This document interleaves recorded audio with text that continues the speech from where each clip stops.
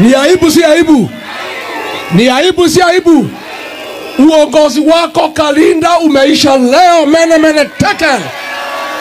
Kalinda hadi asiende. Ni bure si bure? Amekosa aibu nyumbani.